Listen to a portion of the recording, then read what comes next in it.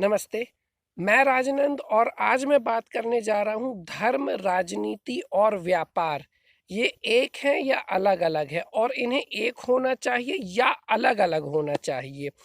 तो इस बात की शुरुआत करता हूँ। हाल ही में शंकराचार्य श्री अविमुक्तेश्वरानंद महाराज जी ने एक बयान दिया था कि अन्य धर्मों में जितने भी बड़े-बड़े धर्मगुरु होते हैं, उनके पास नेचुरली पॉलिटिकल पावर होती है और आमतौर पे हमारे यहाँ जो सनातन सभ्यता है, हमारे धर्म गुरुओं के पास किसी भी तरह की कोई भी पॉलिटिकल पावर नहीं है। ये उन्होंने अपने भाषण में या फिर अपने वक्तव्य में कह सकते कहा। तो अब मैं बात करने जा रहा हूँ कि ये सही है या गलत है। पहली चीज़, शुरुआत में करना चाहूँगा देवी पुराण के 11वें स्कंद से। देवी पुराण के 11वें स्कंद में लिखा है कि धर्म, राजनीति और व्यापार ये तीनों एक साथ हैं। अब देखा जाए तो ये तीनों एक साथ थे, एक साथ है और हमेशा एक साथ रहते हैं। कभी किसी को अच्छा लगे या ना लगे, सही लगे या गलत लगे, ये तीनों एक साथ हैं, तीनों एक साथ हैं और तीनों एक साथ ही रहेंगे।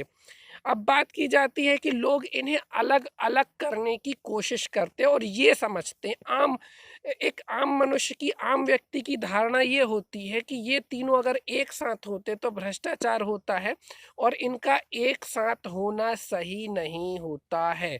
ये आम सामान्य मानवी के मन में धारणा बन चुकी है और इसे बनाया गया है और बनाया इसलिए गया है ताकि खास तौर पे भारत के लोगों में तो ये नैरेटिव कॉमन है कि जो धर्मगुरु है उसे व्यापार से दूर रख रहना चाहिए। जैसे कि अक्सर लोग रामदेव जी को टॉन्ट करते हैं, हालांकि मैं उनका समर्थक बिल्कुल भी नहीं हूँ। अगर आप इस चैनल के साथ जुड़े हैं तो आप ये जानते होंगे कि मैंने उनके खिलाफ भी वीडियो बनाए हैं।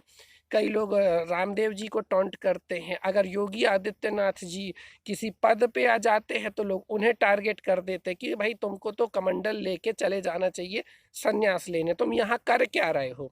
तो एक्चुअली में धर्म, राजनीति और व्यापार एक साथ होता है और अगर आप धर्म और राजनीति को एक कर भी दे लेकिन उसमें व्यापार को नहीं जोड़े तो तबाही मच जाती है। और इसका सबसे प्रैक्टिकल एग्जाम्पल फिलहाल सामने पाकिस्तान खड़ा है।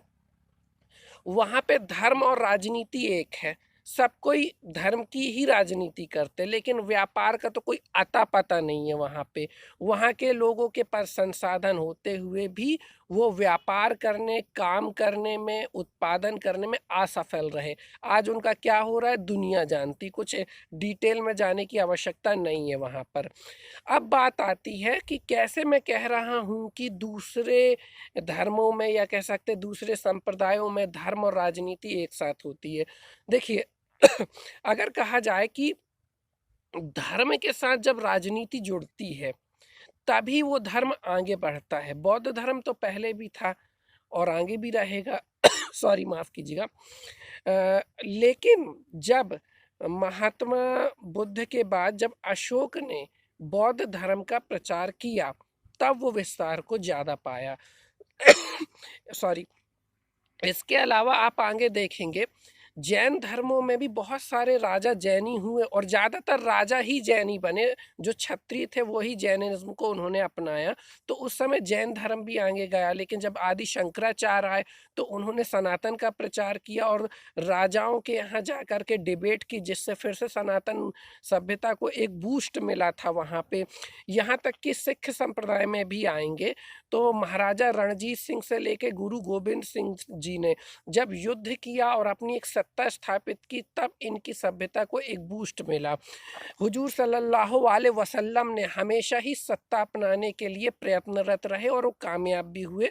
और उन्होंने खलीफा और राजा एक ही होता, जो राजा होता वही खलीफा होता है। वर्तमान समय में मोहम्मद बिन सलमान के पिताजी को ही खलीफा का पद प्राप्त है और वो राजा भी हैं और वहाँ के क्या बोलते हैं धर्म प्रवर्तक भी हैं। यानी धर्म प्रवर्तक और राजा एक ही होता है। यहाँ तक कि क्रिश्चियनिटी में अगर आप देखें तो जो पोप है उन्हें वेटिकन के राष्ट्रपति का पद प्राप्त है। तो भले छोटा राज्य हो या बड़ा राज्य हो, लेकिन राज सत्ता धर्म सत्ता के साथ जब मिल जाती है तभी वो आगे बढ़ पाती है। अब बात ये आती है कि राज सत्ता को धर्म सत्ता से जोड़ा क्यों जाए, ये हमेशा से था। अभी मैं अपनी सभ्यता में आता हूँ। हमारी सभ्यता में भी भगवान श्री राम से लेकर के मनु तक, यहाँ तक कि देखा जाए जो मनु थे, महाराज मनु, जिनके बारे में अभी कंट्रोवर्सी चल रही है, कई लोग बोल रहे हैं मनु और आदम अलैहिस्सलाम एक ही है। मैं सीधे सार पे आता हूँ, अपने सब्जेक्ट पर ही रहूँगा। महाराज मनु जो थे उन्होंने मनु स्मृति लिखी जिसमें पूरी संहिता है। वो राजा थे, ना कि वो कोई ऋषि थे, वो स्वयं राजा थे। ठीक है। अब यहाँ पे आता है कि धर्म राजनीति व्यापार, ये टॉपिक बहुत बड़ा है, मैं ज़्यादा बोलूँगा तो ये वीडियो और लंबा हो जाएगा, तो मैं इसको यहीं समाप्त करूँगा। अगर इस पे आप और डिस्कशन करना चाहेंगे तो मैं एक वीडियो और बनाऊँगा। अगर आपको कोई भी आपत्ति हो तो कृपया आप कमेंट बॉक्स में कमेंट ज़रूर करें, आपका स्वागत है। मैं इस विषय को ज़्यादा से ज़्यादा उठाना चाहता हूँ, इसके लिए आप इस चैनल को सब्सक्राइब करके, इस वीडियो को लाइक करके ज़्यादा से ज़्यादा शेयर करें। जय माता दी, हर हर महादेव, धन्यवाद।